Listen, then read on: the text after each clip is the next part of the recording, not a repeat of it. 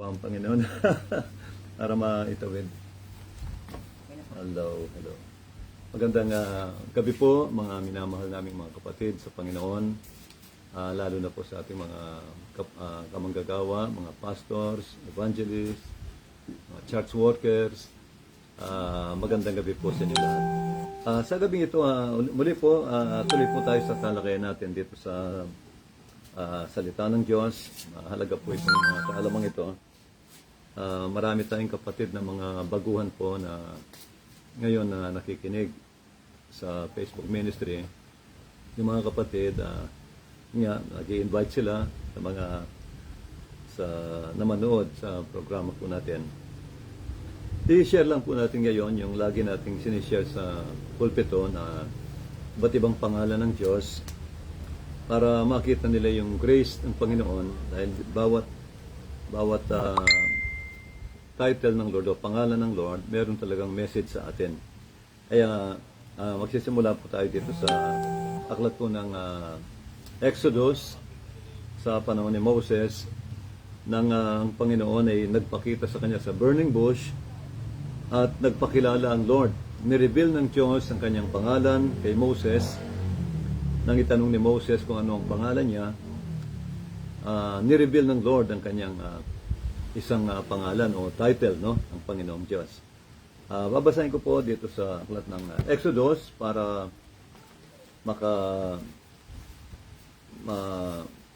makarami po tayo. Exodus chapter 3, kahit paano may mga kaalaman po ito na ibibigay ang Lord na magiging pakinabang po sa ating ministry at sa mga kapatid naman para lalong lumago ang inyong faith, pananampalataya sa Panginoon. Tandaan niyo po ang sabi ng Bible, faith cometh by hearing, and hearing by the word of God. Sabi ng Panginoon sa Santiago, ang pananampalataya ay nagmumula sa pakikinig at kakapakinig ng salita ng Diyos. Hindi lang minsan narinig tapos tama na. Minsan makakalimutan po yan.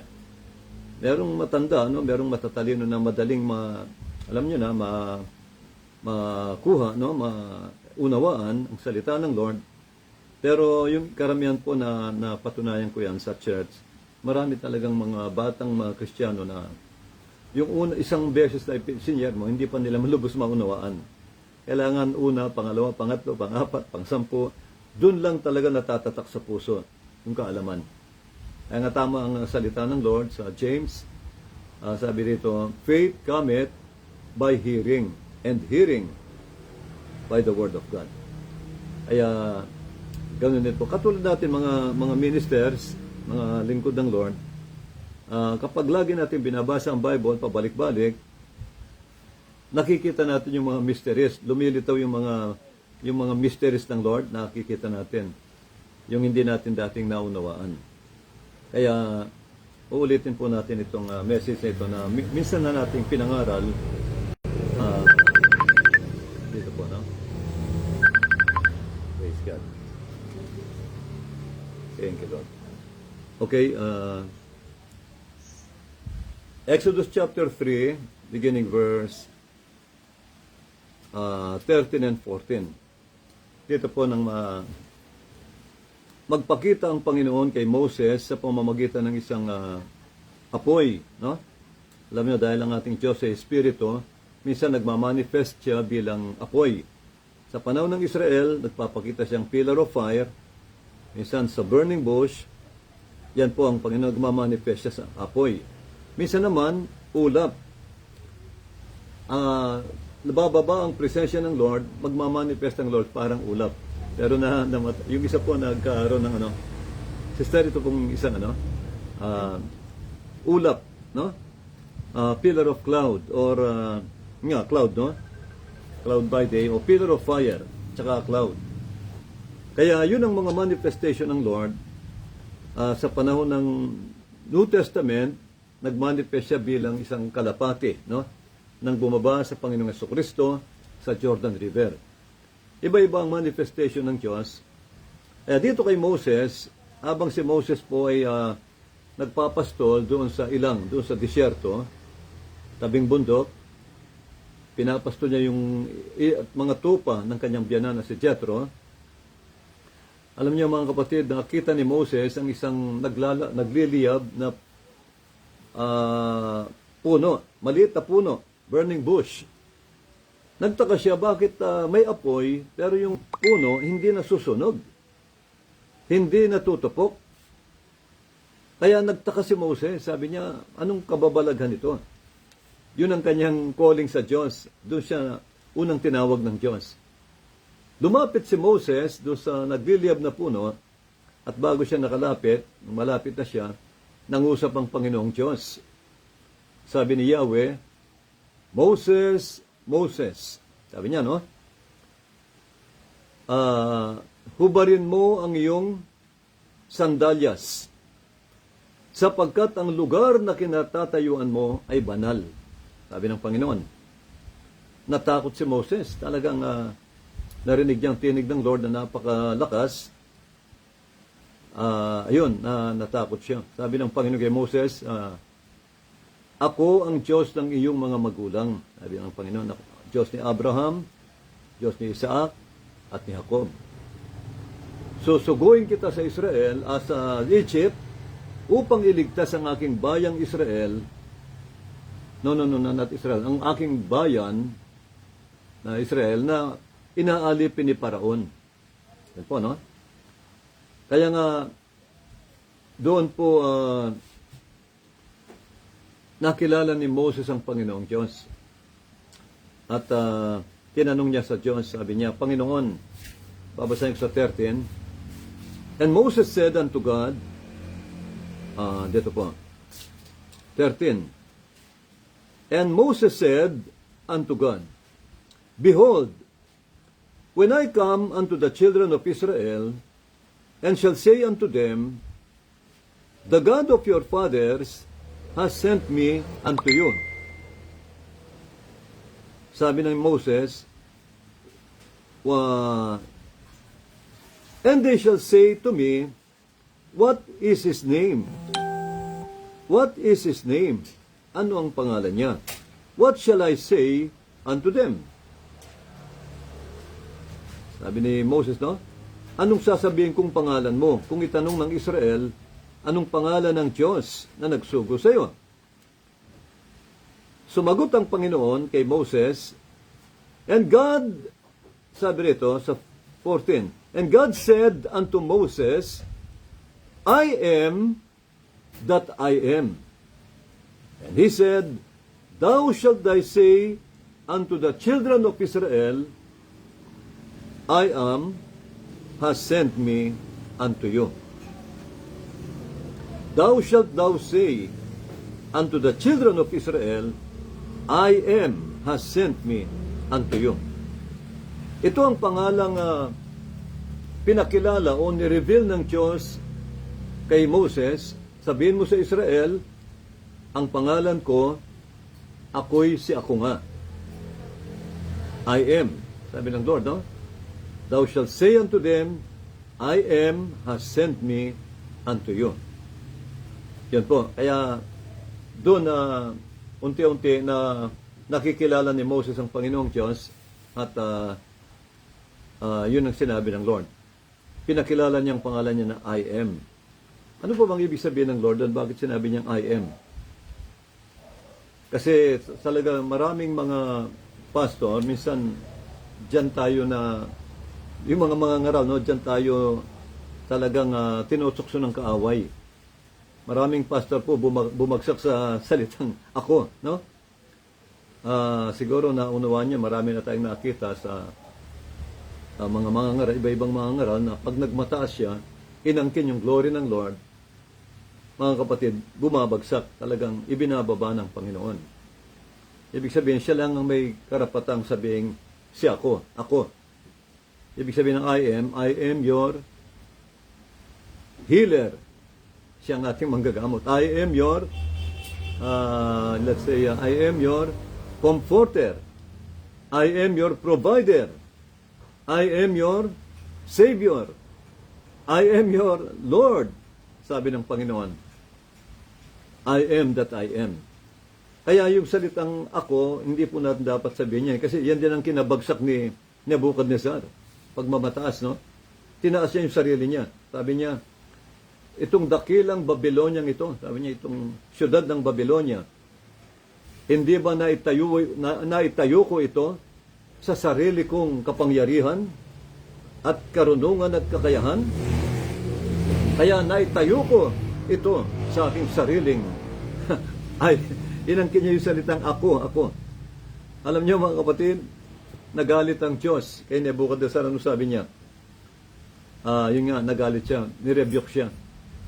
Sabi ng Lord, gagawin kong isip ng kabayo o asno ang iyong isip. Hanggat hindi mo kinikilala na ako ang Diyos na nagluluklok sa mga hari at nag-aalis sa mga hari. Yun po. Kaya nagalit ang Lord ng sobra. Kaya hindi natin dapat angkinin eh. May mga tagumpay tayo sa ministry, hindi atin yun. Sa Lord yun. Ibigay natin lagi sa Kanya. Ito ang ginawa ng Lord. Kasi may mga, minsan tutuksin ka ni Satanas, no? Sasabihin ni Satanas, ito po, sa mga pastor na nakikinig, mga manggagawa, bantayan niyo po ito. Maraming bumagsak na pastor dito. Ito ay wisdom ito, mga kapatid. At ito ang nireveal ng Diyos sa akin mismo. Sa ilang taong kong pangangaral, mga kapatid, nireveal ng Lord ito. Sasabihin ng isang, pag dumalaw ang mga kaibigan yung pastor, sasabihin, alam mo yung mga pastor, pag nagsama-sama yan, bawa, nagbinisita ka ng mga pastors, napakasaya, no? Sasabihin sa'yo, pastor, kaya nagkita-kita kayo sa mall, nagkita-kita kayo sa isang lugar, sasabihin ng mga pastor, pastor, kumusta na? Kumusta ka na? Kumusta na yung church mo? Kumusta na yung church mo? Ako, lagi akong naririnig yan eh. Pag pupunta ako ng Manila, at nakita ko yung mga kasabayan ko roon, naku, yun din ang tanong. Lagi kong sinasabi sa kanila, sabi ko, pastor, kapatid, wala akong church. Sabi ko sa kanila, wala po akong church. Gusto ko lang ituwid, no, yung mga tanong. Wala po tayong church. Ang tinatanong nyo, kumusta ang church ng Panginoon? Kumusta ang church ng Diyos? Yun ang tanong. Pero sasabihin sa iyo, pastor, kumusta na ang church mo? Sasabihin mo, ay, praise the Lord. Purihin ng Panginoon, lumaalago. Pinagpapala ng Diyos. Inangkin mo na. Para bang sa'yo ang church. Dapat po natin malaman, lahat tayo mga stewards, no? Mga manggagawa lang tayo ng Lord.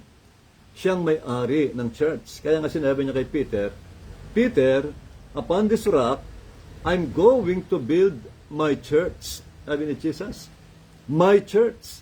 Kanino ang church? Kay Jesus. Tayo po wala tayong church. Tayo po ang mga katiwala sa kanyang church. Tayo po yung mga servants ng Panginoon sa kanyang church. At miyembro rin tayo ng kanyang church.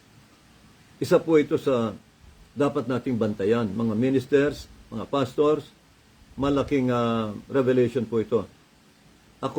Dito ako tinuruan ng Lord kung paano tayo magpakumbaba sa kanyang harapan. Huwag nating aangkinin yung hindi atin. Pastor, pinagpala ng Diyos yung church. Yan, pastor, ang ginawa ng Lord sa kanyang church. Napakabuti ng Panginoon. Blessing ng Lord yan. Binless ng Lord yung aming pagsisikap. Ang Lord ang nagligtas, ang Lord ang nagpala. Ganun po ang dapat nating iparinig sa Panginoon. Kasi lahat ng conversation sa lupa, tandaan nyo, nakikinig ang Panginoon. Bakit po? Kasi ang Lord nasa puso nyo. Nasa inyo na ang Holy Spirit. Kaya lahat ng sinasalita natin, naririnig ng Lord, tinitimbang po ng Panginoon. Kaya kailangan lagi tayong pakumbaba lang sa harap ng Lord. Humble lang po, humbleness. Humble lang po tayo. Para sa ganon at magkaroon tayo ng takot lagi. baka tayo magkamali ng salita. Ganun po, no? Kaya ang dami kong na-correct po sa Manila, yung mga kaibigan kong pastor doon. Hanggang sa, ayun, natuto sila. Oh, pastor, kumusta na yung church ng Panginoon? Ayun, natuto sila. Tuwing magkikita kami, ganun na yung tanong. Natuto sila. Sila rin, ginagawa na rin nila yun. Ang Panginoon natutuwa. Naluluwalhati ang Lord. Kasi sa lupang ito, wala po tayong church. Lahat tayo, manggagawa lang po ng Diyos sa kanyang iglesia. Siyang may-ari. Kaya si Nebuchadnezzar, pinarusahan ng Diyos. Nang sabihin niyang, sa sarili kong kapangyarihan, karunungan, kalakasan, na itayo ko ang kaharian ng Babylonia. Sabi niya, inangkin niya yung glory. Tandaan po natin, walang magagawa ang tao. Ang Diyos ang gumagawa ng lahat para sa kanyang layunin. Hindi para sa tao. Okay? Kaya nagpakilala ang Diyos kay Moses, Panginoon, ano po ba ang pangalan mo? Kapag tinanong ng Israel sa akin, anong pangalan ng Diyos na nag-utos sa iyo na kami ilabas mo sa Egypt? Sabi ng Panginoong Diyos kay Moses, ako'y si ako nga, sabi niya.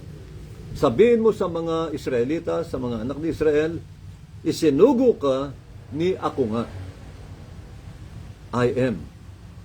At ang salitang I am, great I am, ito po'y na-translate ng mga Israelita sa salitang Yahweh. Yahweh. Ibig sabihin ng Yahweh, Panginoon o Diyos. Panginoong Diyos. Yahweh. Kaya unang revelation ng Lord kay Moses yan. Nireveal niya yung pangalan niya bilang Yahweh. Ibig sabihin ng Yahweh, anong ibig sabihin ng Yahweh? Lord God, no? Panginoon at Diyos. Our Lord God. Kaya si Moses mula noon, kinilala niya na ang Panginoon bilang Yahweh, bilang Panginoong Diyos. Kaya sumunod siya. Pumunta si Moses sa Egypt para iligtas ang bayan ng Lord. Purihin po ang Panginoon. Pangalawa, ano pang ginamit ng Lord na pangalan niya? Sa panahon naman ni Abraham, ito si Amang Abraham, alam natin lahat si Abraham ay tinatawag ng Panginoon na Ama ng mga mananampalataya. Kapag ikaw ay mananampalataya sa Diyos o sa Panginoong Jesucristo, tinatawag ka ng Bible na binhi ni Abraham. Kaya nga sabi ng Lord kay Abraham, tumingin ka sa langit, Abraham. Tignan mo ang mga bituin. Mabibilang mo ba ang lahat ng yan? Sabi ni Abraham, hindi po, Lord. Napakarami. Sabi ng Diyos, ganyan magiging kasing dami ang magiging mga anak mo. Sabi ng Lord. Hindi mabilang. Gagawin kitang ama ng maraming bansa, ng mga bansa. Ang pangalan mong Abram, hindi ko natatawaging Abram, kundi mula ngayon tatawagin kang Abraham. Abraham, meaning the father of nations. Magiging ama ka ng lahat ng mga bansa sa mundo. Kaya nga, ang tinutukoy ng Lord, lahat ng bansa, hindi Israel lang. Kasi ang mga chosen people ng Lord, bawat bansa, may mga chosen ng Lord. May mga hinirang ng Lord sa bawat bansa. Talagang ganito, no? Para pagdating ng millennial reign of Christ, at sa bagong langit at bagong lupang itatatag niya sa mundo, merong magpaparami sa mga hentil. At merong mga hentil na maghahari sa bawat bansa nila. Kaya nga bawat bansa, merong tinatawag ang Lord na mga chosen niya. Kaya, hindi Israel ang tinutukoy ng Lord doon. Kasi sinabi ng Lord, magiging ama ka ng maraming bansa. Hindi lang isang bansa o Israel. Nire-reveal ng Lord yung kanyang grace dito, no? Yung kanyang gagawing pagliligtas sa mga hentil. Okay? Kaya, sumunod, ito pong, sabi ng Lord kay Abraham, dito tayo sa, okay, nagpakilala ng Lord kay Abraham sa pangalang Adonai. Adonai. Adonai or Adonai, no? Na ang ibig sabihin ay master or owner. Nang tawagin ng Diyos si Abraham at sinabing umalis siya sa kanyang bayan, sa Haran, at pumunta sa lupaing ituturo ng Lord, sabi ng Lord, doon pararamihin kita, pagpapalain kita, pati ang mga anak mo, sabi niya, pagpapalain ko. Naniwala si Abraham at iniwan niya ang land of Ur, no? Ang Haran, at siya pumunta rin sa tinuro ng Lord, at lahat ng sinasabi ng pinaniniwalaan niya. Ganun po kamasunurin si Amang Abraham. Kaya nga tinawag siya ng Diyos na righteous, matuwid. Dahil mananampalataya siya sa salita ng Lord. Kaya nga, nang sabihin, tinanggap niya ang Diyos bilang Adonai o Master, ang owner ng kanyang buhay at may plano sa kanyang buhay. Nagpasakop si Abraham.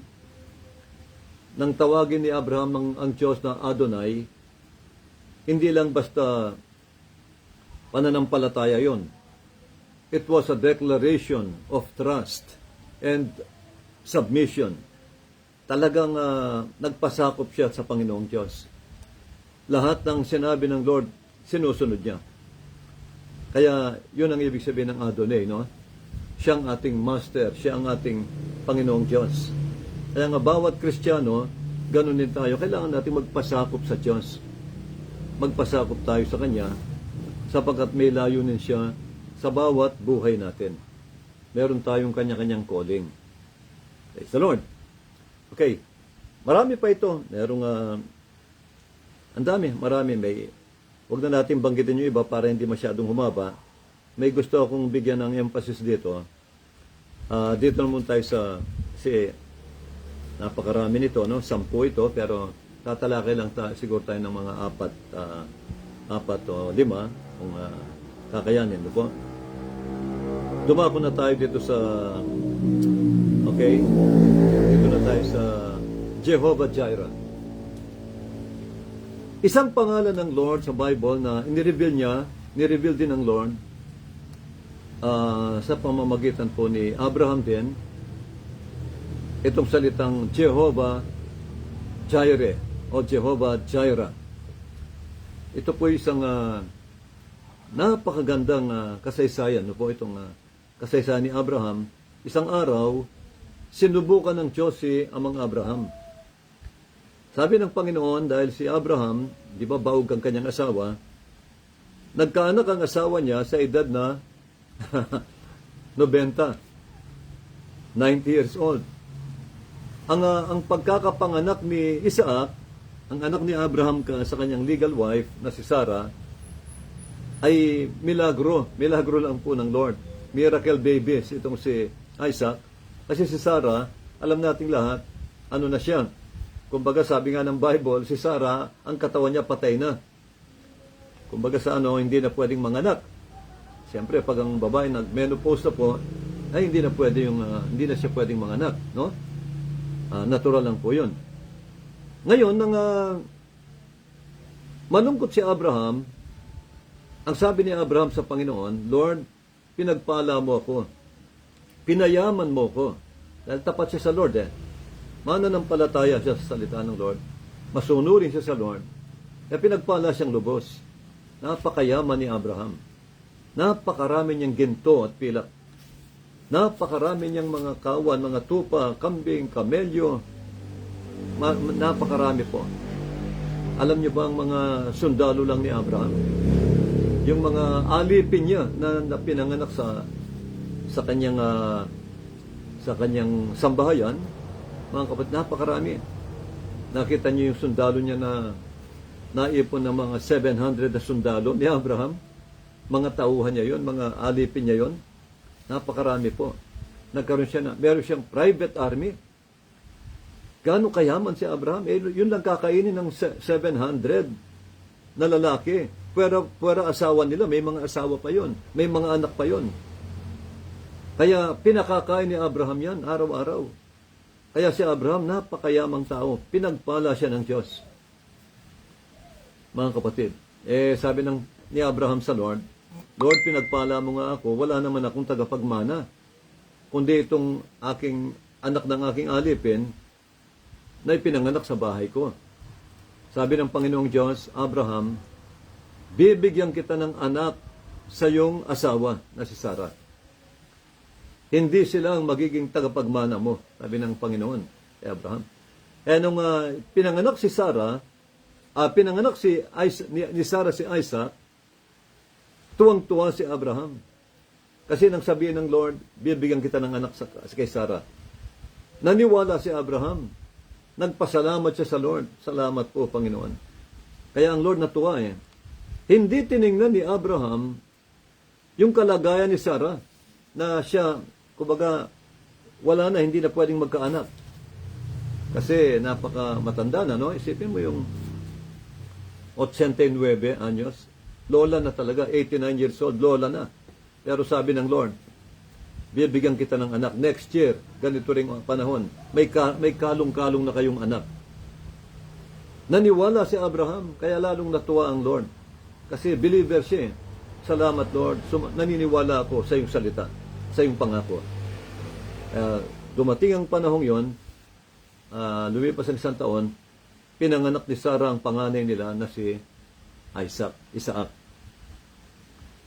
Mahal na mahal ni Abraham yung anak niya. Talagang napaka-bibong bata, napaka-talino, kasi nga may Holy Spirit, pinagpala ng Lord, kasi siyang magiging heredero ni Abraham. Binigyan siya ng Lord ng talino, karunungan, talagang napakagandang bata nitong si Isaac. Kaya mahal na mahal ni Abraham.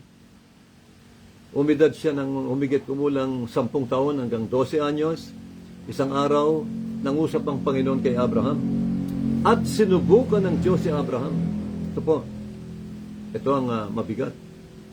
Isang araw, sabi ng Diyos si Abraham, tinawag siya, Abraham, Abraham. Sumagot si Abraham, narito po ako, Panginoon. Sabi niya, dalhin mo ang iyong anak, ang kaisa-isang anak mo na si Isaac, sa bundok ng Moriah, Mount Moriah, at doon ihandog mo siya sa akin sa handog na susunugin. Patayin mo siya ron, paduduguin, pagkatapos yung katawan susunugin bilang handog sa Panginoong Diyos. Parang burnt offering. Gagawa siya ng altar na bato, tapos lalagyan ng mga kahoy, doon ilalapag yung kanilang handog na tupa, kambing, para sunugin hanggang sa maging abo. Ganun ang gagawin mo sa iyong anak, sabi ng Panginoon. Medyo, siyempre, na-shock si Abraham. Di ba, mga kapatid? Grabe po, kasi kaisa-isang anak niya, mahal na mahal niya. Mga kapatid, siguro mahal pa niya kaysa buhay niya. Pero, nang sabihin ng Panginoon yon, anong sinabi ni Abraham? Yes, Lord. Susunod ako, gagawin ko po. Alam niyo kung bakit? Alam ni Abraham na si Isaac, miracle baby. Pinanganak yon sa pamamagitan ng pangako ng Lord.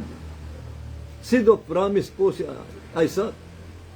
At alam ni Abraham, milagro lang ng Lord yon.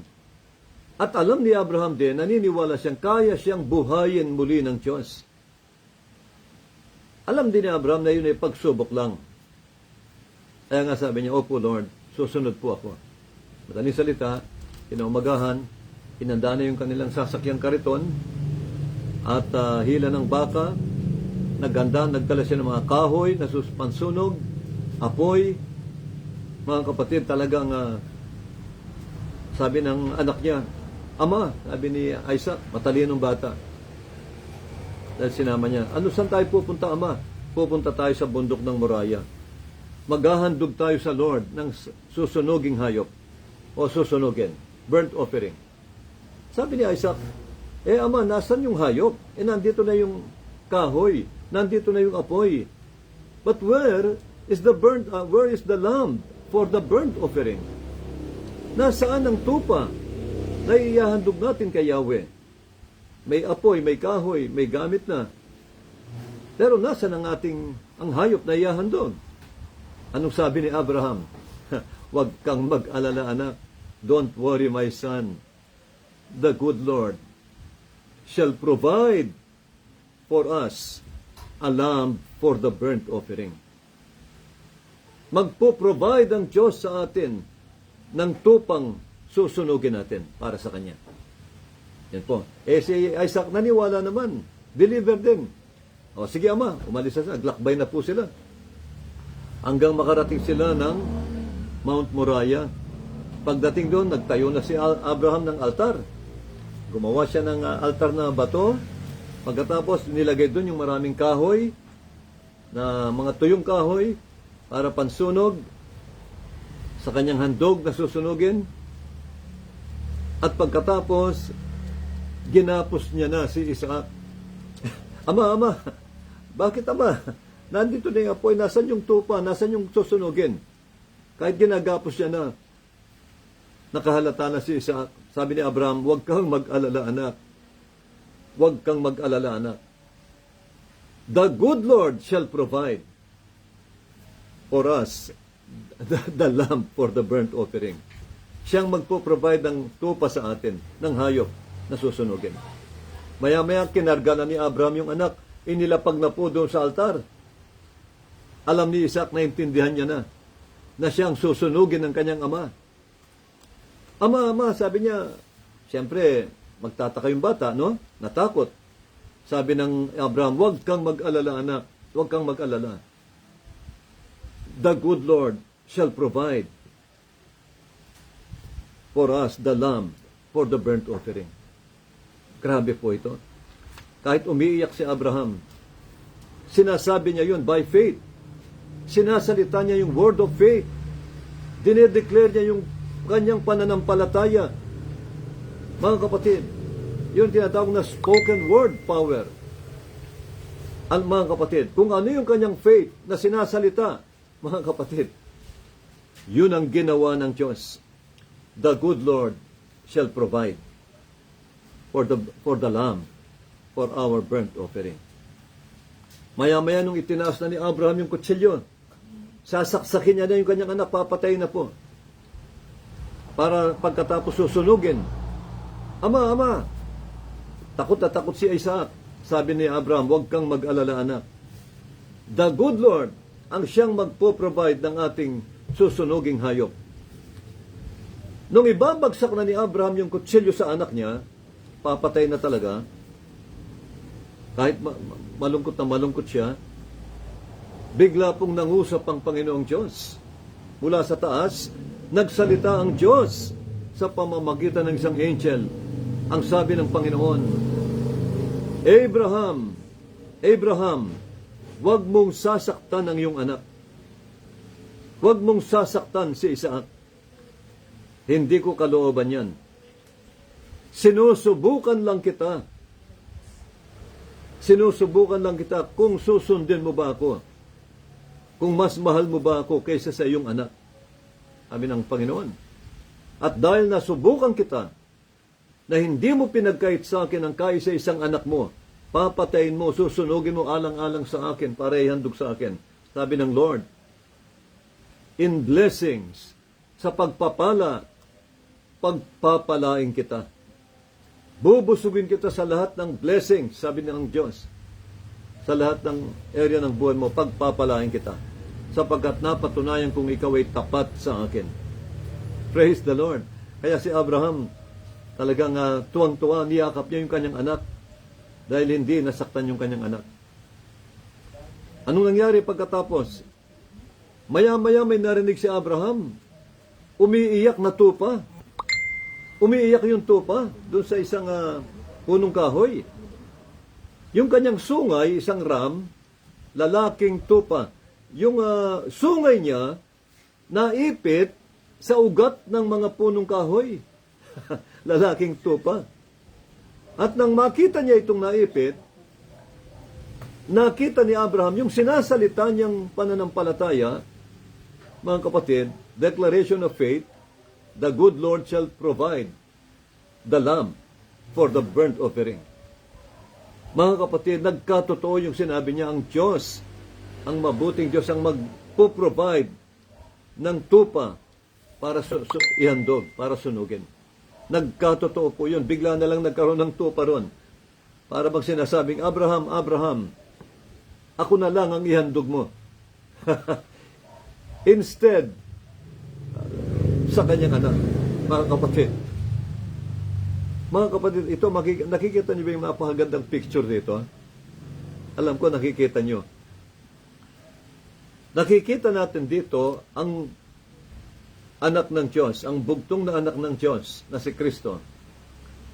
Ang tupa o kordero ng Diyos na namatay sa lugar natin. Imbis na tayo ang ihandog, imbis na tayo ang ipako sa krus, imbis na tayo ang maimpyerno, siya na lang ang bumaba sa impyerno. Si Kristo na lang ang napako sa krus at namatay sa lugar natin. Inako niya lahat ng parusa na dapat tayo ang tatanggap. Kaya nga, si Kristo ang type ng tupang ito. Ipinakikita lang ng Lord sa atin ang gagawing pagtubos sa atin ng anak ng Diyos. Mga kapatid, kaya napakaganda ng kasaysayang ito. Nakaka-bless talaga ito. Isipin mo, yung sinasabi ni Abraham, nagkatotoo, nagkaroon ng tupa ron na natrap doon sa ugat ng mga punong kahoy. Yun talaga, nilagay ng Lord yun, yung tupang yun. Para yun ang ihandog ni Abraham, imbis na yung anak niya, ang sunugin. Praise the Lord. Kaya nga, tuwan-tuwa si Abraham. Doon niya nasabi ang salita, ang pangalan ng Lord na Jehovah Jireh. Jehovah Jireh o Jehovah Jireh. God is our provider. Amen. Napakaganda. Kahit sa atin ngayon, ang Panginoon ang ating provider. Mga kapatid, siyang provider ng lahat ng ating pangangailangan, sabi ng Biblia. But my God shall supply all your needs according to His riches. Grabe po. Gaano ba kayaman ng Diyos? Sabi ng Lord, the earth is the Lord's and the fullness thereof. All silver and gold are mine, sabi ng Lord. Lahat ng ginto at pilak sa mundo ito, akin yan, sabi ng Lord. Pati na ang buong mundong ito, pag-aari ko yan, at ang lahat ng bagay na naririto. Ganun kayaman po ang Diyos, mga kapatid. Sa Kanya lahat ng bagay. Kaya, yun po, gawin po nating itanim natin sa puso natin ito, ano man ang pangangailangan nyo, the good Lord shall provide. Sabihin nyo lagi yan. Wala kang pambayad ng ilaw, naiubusan ka ng pambayad. Nay, kailangan natin ng pambayad ng ilaw. Huwag kang mag-alala, anak. Sabihin mo sa anak mo, the good Lord shall provide. Amen. Lagi ko sinasabi sa mga kapatid dyan. Nay, kailangan ko na ng pang-matrikula. Huwag kang mag-alala, anak. The good Lord shall provide. Amen. Yun po, lagi naming bukang bibigyan pag may pangangailangan sa church. Kaya, namimit lahat. Lahat ng kailangan ng church, pinoprovide po ng Lord. Napakabuti ng Diyos, mga kapatid. Kaya, ito ang isang pangalan ng Lord na nangyari sa panahon ni Abraham, Jehovah Jireh. Ang Panginoon ang ating dakilang provider. Praise the Lord. Okay? Kaya, dalawa na lang. Siguro, tatalakay pa tayo ng siguro, dalawa na lang po. Jehovah Rapha po. Jehovah Rapha. Ito, alam nating lahat ito, no? Nangyari ito sa Israel nang sila po ay naglalakbay pagkatapos nilang ilabas ng Diyos sa pagkaalipin sa Egypt. Pinalaya sila ng Lord at din sa disyerto papuntang lupang pangako. Nating lahat na yun po, no? Simbolo ng church, ang Israel, no? Lahat tayo naglalakbay din patungo sa ating lupang pangako, yung buhay na walang hanggan sa langit. Ngayon ang Israel, mga kapatid, isang araw, dahil nga may baon silang tubig, kakaunti. Siyempre, paglabas nila sa Egypt, maaaring may dalang mga tubig yan, baka tigay 1 galon lang, naubusan sila ng tubig. Talagang wala na silang mainom. Kaya nagreklamo sila kay Moses. Galit na galit sila kay Moses. Bakit mo pa kami dinala dito sa ilang, dito sa disyerto na napakainit, para patayin mo lang sa uhaw? Mga kapatid, siyempre si Moses ng problema, no? Kasi nagrereklamo sa kanya yung mga Israelita. Milyon ang Israel, nang lumabas sa Egypt. Kaya mga kapatid, halos babatuhin na siya. Nanalangin siya sa Lord. Nakakita sila ng tubig sa disyerto. Maaring nakakita sila ng isang oasis. May tubig po, nakita nila sa disyerto, may tubig. Pero nang uminom sila, hindi nila mainom. Dahil mapait. Mapait po ito at hindi nila mainom. Kaya parang lason, no? Parang lason. Ang ginawa ni Moses, nanalangin siya sa Panginoong Diyos. Nanalangin siya para pagalingin ng Diyos yung tubig. Pagalingin ng Lord yung tubig at maging drinkable, no? Mainom ng Israel. Sabi ng Lord kay Moses, dumampot ka ng stick, sanga ng kahoy, stick, at itapon mo doon sa tubig para gumaling ang tubig. Alam niyo mga kapatid, ginawa ni Moses yun, sinunod niya ang Panginoon. Ang nangyari, pagkatapos doon, tinikman nila yung tubig. Naku mga kapatid, tumamis. Naging masarap na yung tubig. Matamis na po. At pwede nang inumin, mga kapatid. Tuwang-tuwa ang bayan. Nawala yung pagkauhaw nila. Kaya, ang lugar na yon kung saan nagreklamo ang Israel, tinawag ni Moses na Mara. Mara, alam natin yung ibig sabihin ng Mara. Mapait. Hindi ba mga kapatid? Dahil yung tubig doon, mapait. At tinawag niyang Mara. Pero nang ito'y pagalingin ng Diyos at naging sweet and drinkable water, naku mga kapatid, tuwang-tuwang Israel. Dahil gumaling ang tubig. Pinagaling ng Lord.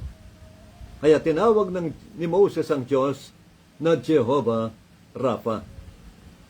The God, our God, is our healer. The God that healeth us. Siya ang ating great healer. The one who heals. The Lord who heals. Yan po ang ibig sabihin ng Jehovah Rapha. Kaya napakadaming milagrong ginawa ang Lord. Pero ang Israel nanatili pa rin silang nagrereklamo. Alam niyo kung bakit? Kasi natural people sila eh. Wala pa silang Holy Spirit. Wala pa silang talagang pananampalataya sa Diyos. Ang taong walang Holy Spirit, talagang ganun po, napakahina ng faith. Laging nagagalit, walang pasensya, laging nagrereklamo. Yun ang isang pangalan ng Lord, Jehovah Rapha. At panghuli, babasahin ko po itong panghuli, na kailangan nating isang blessing din sa atin. Itong marami pa po. Merong Jehovah Shalom, merong Jehovah Ra. Pero tatalakayin ko na lang itong isa, itong Jehovah Shidkenu. Napakaganda po nitong sinabing ito ng Panginoon, Jehovah Shidkenu. The Lord our righteousness. Praise the Lord. Meron po ata tayong bisita. Purihin ang Panginoon. Ang Panginoon ang ating katwiran. The Lord is our righteousness. Or the Lord who is justifying. Ang Panginoon ang nag-justify sa atin. Yun ang ibig sabihin po ng Jehovah Shidkenu. Pakibasa natin ang 2 Corinthians chapter 5 verse 21 para makita natin itong napakagandang sinabi ng Panginoon. Actually, binasa ko na ito ng isang araw. Pero napakaganda po talaga itong sinabi ng Lord dito sa pamamagitan ni Apostol Pablo. 2 Corinthians 5:21. Ito po, tingnan natin. Sabi rito,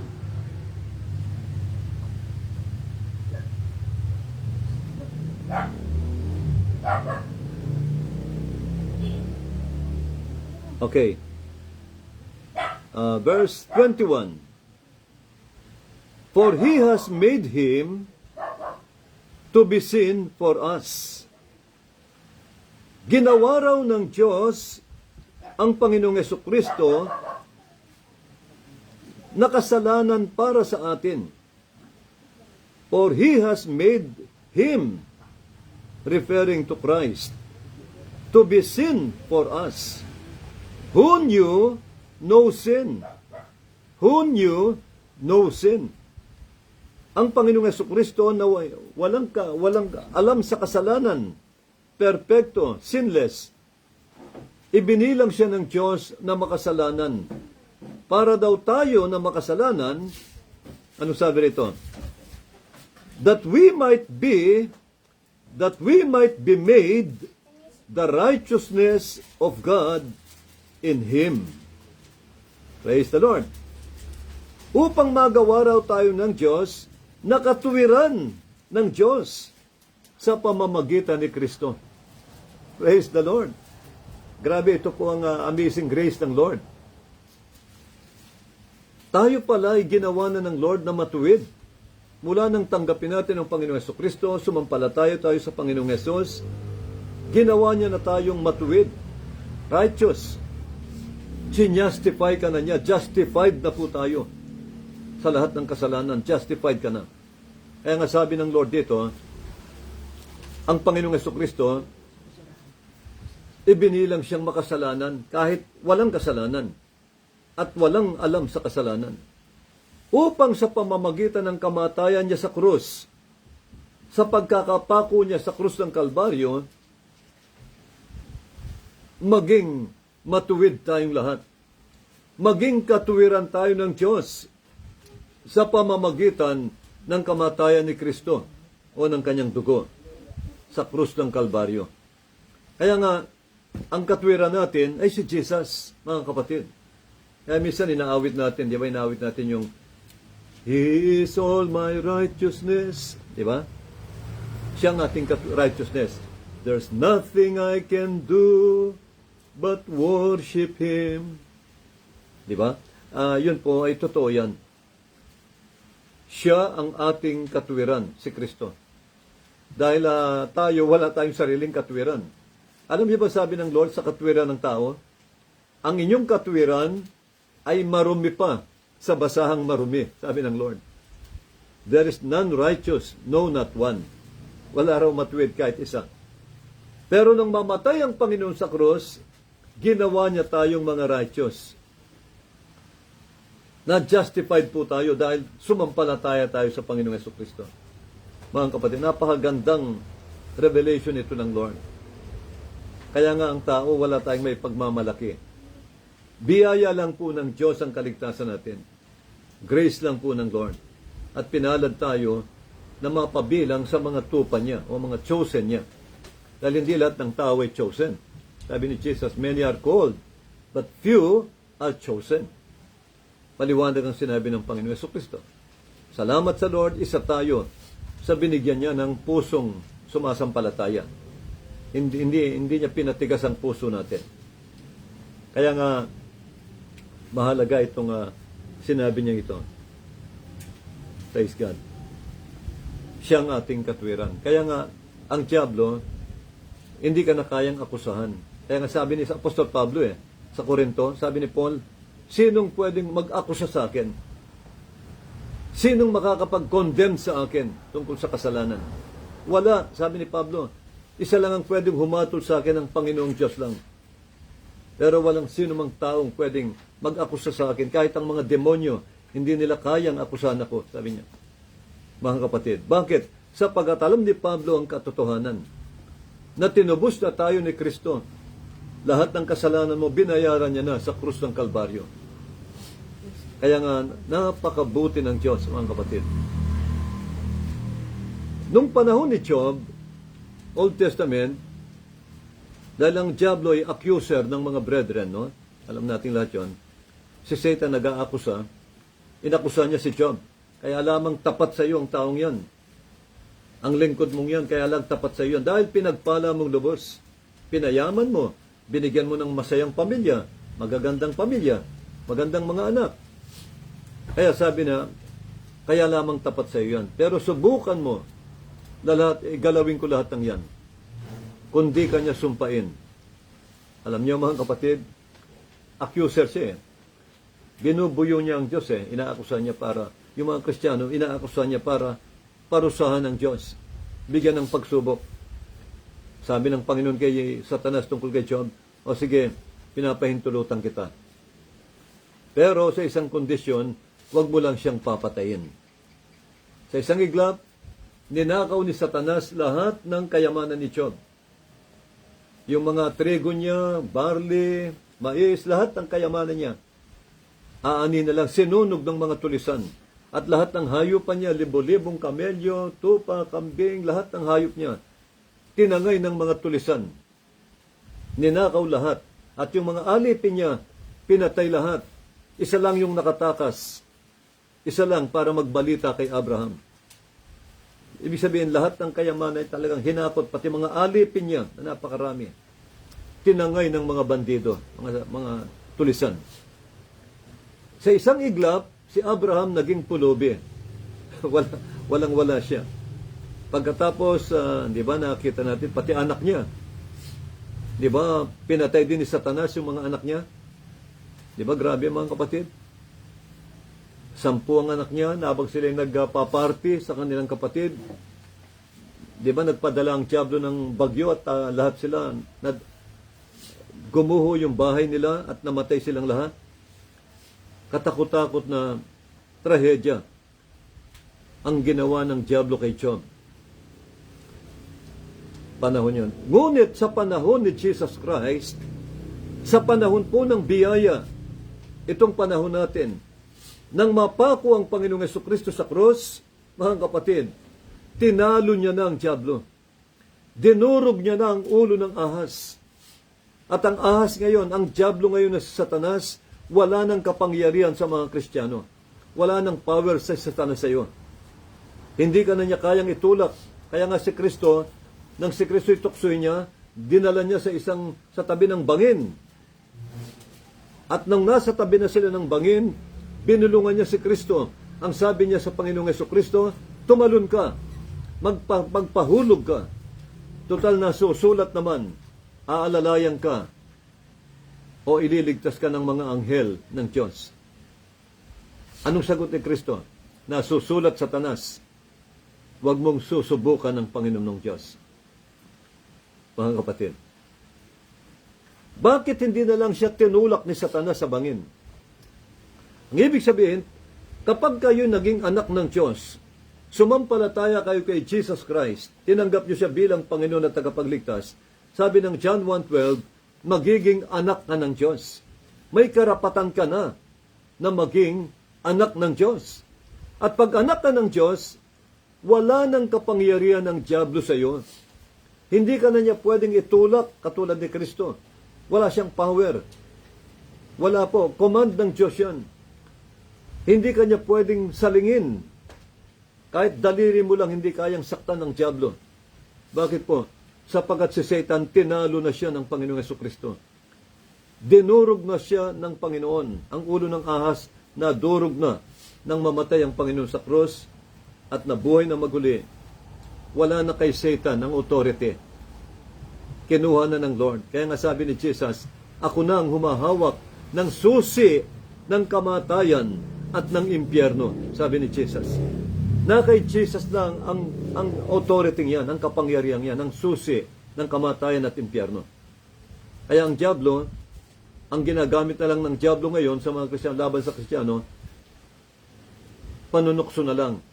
Kung nung araw ang labanan ay sa disyerto, lumalaban ang Israel ng patayan sa disyerto, sa mga gera. Ngayon ang gera hindi na sa disyerto. Ang gera ngayon, mga kapatid, nasa isip na, mind battle. Ito ang battleground ngayon, yung mga isip ng mga Kristiyano. Ibubulong ni Satanas sa iyo, wala ka ng pag-asa, sister. wala ka ng pag-asa, brother. Mamamatay ka na sa sakit mong yan. Hindi ka na pagagalingin. Hindi ka nagagaling. Manghihina ka. Pag naniwala ka sa bulong ng kaaway, mga kapatid, manghihina ka. Matatalo ka. Pero gamitin mo ang panlaban mo, salita ng Diyos. Anong sabi ng Lord? Sabihin mo sa Diablo, hindi totoo yan, Diablo. Hindi totoo yan, Satanas. Sapagkat ako'y pinagaling na ni Kristo 2,000 years ago. By His stripes, we are healed. Kami pinagaling niya na. Kaya pag narinig ng Diablo yan, mapapahiya ang Diablo, lalayo siya sa iyo. Sabi ng Bible, resist the devil, and the devil shall flee from you. Labanan mo ang Diablo. Ang panlaban natin, Word of God. Ang ating espada, salita ng Diyos. Kaya mga kapatid, panahon ni Job, hindi pa namatay ang Panginoon sa krus. Pero ngayong panahon natin, wala ng power si Satan. Hindi kanya pwedeng akusahan sa Diyos tulad ng ginawa niya kay Job. Hindi niya pwedeng sabihin, ay ang anak mo yan, parusahan mo. Parusahan mo ang anak mong yan. Dahil may kasalanan. Anong sasabihin ng Panginoon kay Satan? Hoy Satan, tumigil ka. Hindi mo pwedeng akusahan ng mga anak ko ngayon sa kasalanan. Sapagkat lahat ng kasalanan nila, tinubos ko na sa krus ng Kalbaryo. Binayaran ko na lahat ng kasalanan nila. Wala ka ng power para akusahan sila. Grabe. Amen. Napakaganda. Grace, great grace of God. Kaya nga sabi ni Kristo sa aklat ng Lucas, Behold, I give unto you power to tread on serpents and scorpions and over the power of the enemy. And nothing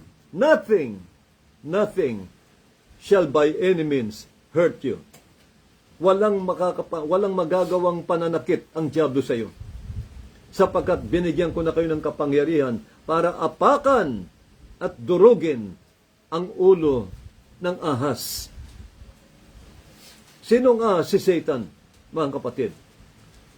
Under nyo na si Satan sa inyong mga paa. Yan ang katotohanan. Dahil anak na kayo ng Diyos, wala nang kapangyarihan ng Diablo para saktan ka. Hindi ka na niya pwedeng akusahan sa Panginoon. Hindi pwedeng sabihin ng Diablo, parusahan mo ang anak mo. Hindi pwede yan. Sasabihin ng Panginoon kay Satan, hindi pwedeng parusahan ko ang aking mga anak. Sapagkat lahat ng parusa ay tinanggap ko ng lahat sa krus ng Kalbaryo. Lahat ng parusang para sa kanila, inako ko na sa krus ng Kalbaryo. Amen! Napakalinaw po ng biyaya ng Lord, mga kapatid. Kaya nga, itong sinasabi ng Lord, pangalan ng Lord, the Lord, Jehovah Chidkenu. The Lord is our righteousness. Jesus is our righteousness. Naging matuwid tayo dahil kay Jesus. Dahil tinubos niya tayo. Amen. Kaya mga kapatid, magsaya po tayo. Kaya si San Pablo, lagi niya sinasabi yan Rejoice, sabi niya, forevermore. Bakit si Pablo, sobra yung mga salita niya? Hindi sobra, talagang, kung tutusin, kulang pa Talagang amazing grace ang binigyan ng Lord sa atin. Kaya si Pablo, tingnan mo yung mga salita na, rejoice, sabi niya, forevermore. And again I say, rejoice, sabi ni Pablo. Bakit sinabi ni Pablo yan? At sinabi pa niya, because you are more than conquerors. Conquerors in Christ Jesus. Hindi niya sinabing kayo yung mga mananakop o conqueror. Ang sabi niya, you are more than conquerors in Christ Jesus. Alam niya ang amazing grace na binigay ng Lord sa atin. Sa pamamagitan ng kanyang kamatayan sa krus, pinagpala na tayong lahat ng Panginoon. Amen! Kaya nga mga kapatid, nararapat lang po tayong maglingkod sa Lord. Magpatuloy po tayo sa Lord, mga kapatid, mga baguhan. Patuloy kayong maglingkod sa Panginoon. Napakapalad nyo, napakapalad natin. Sapagkat meron tayong dakilang provider. Siya ang ating dakilang Jehovah Jireh, the God that provides all our needs. Mga kapatid, ipoprovide niya lahat ng kailangan nyo. Hindi kanya pababayaan. Pangako niya yan. I will never leave you, nor forsake you. Sabi ng Lord. Hindi kita pababayaan. Hindi ko kayo iiwanan. Sabi ng Lord. Mapalad po tayo. Meron tayong Jehovah Rapha. Meron tayong dakilang healer. Si Jesus ang ating dakilang manggagamot. Pag may karamdaman ka, iluhod mo sa Panginoong Yesus. Siyang dakilang manggagamot mo. Sabi ng Lord, dahil sa mga sugat ko, kayo'y pinagaling ko na. Amen. Kaya nga sabi ng Lord sa babaeng inaagasan ng dugo, babae, dahil sa pananampalataya mo sa akin, pinagaling ka na ng iyong pananampalataya. Tingnan nyo, mga kapatid. Kapag may pananampalataya ka kay Jesucristo, ang kagalingan sa sayo. Okay? Kaya mga kapatid, yun lang po siguro, no? Siguro mag-post tayo rito. Itutuloy na lang natin next meeting. Yung iba pa, meron pa pong magagandang names of God na may mensahe sa ating lahat sa panahon natin. Tandaan nyo po, mapalad tayo sapagkat ginawa tayong matuwid, ginjustify tayo ng Lord. Mga kapatid, mahalaga ang malaman mo ang justification. Tatlo kasi ang stages of grace. Justification, 3 stages of grace: justification, sanctification, and baptism of the Holy Ghost. Tinanggap na natin ang justification nang mapako ang Lord sa cross. Lahat kayo, ginjustify na ng Lord, mga kapatid. Kaya nga, alisin nyo na po yung pag-aalilangan. If you really understand what justification means, mga kapatid, you don't need to live in fear. You don't need to live in condemnation. You don't need to stay in guilt, mga kapatid. Alisin ang guilt, alisin ang guilty feeling. Merong mga kapatid kasi na share ko sa kanila yan dahil nga ayaw nilang maki-join sa Lord's Supper, yung Santa Cena, dahil daw may mga kahinaan pa sila. Minsan sabi ko, there's no way for you to live in guilt or stay in guilt. Mga kapatid, dahil tinubos na tayo ng Lord, magsisi ka lang, pinatawad ka na. 1 John 1:9, ano man ang kasalanan mo, i-confess mo lang, patatawarin niya, sabi ng Lord. Sa oras din yun, sabi ng Lord, He is just and righteous to forgive you and to cleanse you from all unrighteousness. Kaya nga mga kapatid, yun ang grace ng Lord. Magsisi ka lang ng time, i-confess mo sa Kanya. Pwede ka nang tumanggap ng maki-join sa Santa Cena. Napakahalaga po nun. Kaya mga kapatid, yun na po, huwag niyong kalilimutan itong dakilang biyayang ito ng Lord.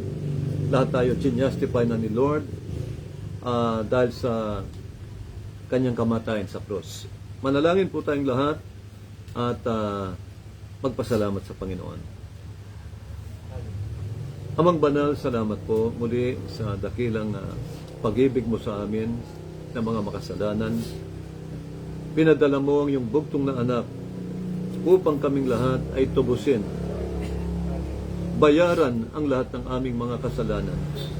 Kaya bawat isa sa amin hindi na nararapat na manatili sa guilt o condemnation.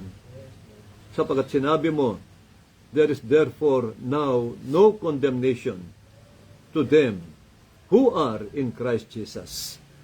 Salamat po, Panginoon, sa iyong amazing grace at dalangin po namin na ito'y maibahagi namin sa ibang mga kapatid, sa mga taong wala pa sa iyong kamay. Lord God, patuloy mong kahabagan ang mga taong wala pa sa iyo. Patuloy mong ilapit ang mga chosen people mo sa iyong mga lingkod upang sila'y maligtas. Maraming salamat, Lord God, sa revelation mo tungkol sa iyong mga titles o mga pangalan ng Old Testament na hanggang ngayon, Lord, nakikita namin ginagawa mo pa rin ang mga blessing na ito sa inyong mga anak. Kaya Lord, dalayan ko patuloy mong pagpalain lahat ng mga kapatid namin na nakikinig sa aming live streaming at tuwing linggo dito sa Facebook at YouTube. Pagpalain mo po silang lahat at idinadalain ko ang kanilang bawat pamilya. Iligtas mo rin ang kanilang buong sambahayan. Iligtas mo rin ang lahat ng kanilang mga mahal sa buhay. At patuloy mong i-promote ang kanilang pamumuhay. Patuloy mo silang, Lord, pagpalain sa mundong ito upang sila rin ay magamit mo sa iyong magandang paggamit at gawain.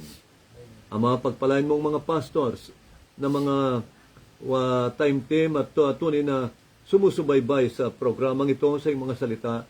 Pagpalain mo sila dahil kung mga kaalamang binibigay mo, Lord, ay itanim mo sa kanilang puso at isipan, kaluluwa at espiritu upang ito'y magamit din nila kahit papano sa kanilang mga tupa na iniatang mo sa kanilang mga balikat.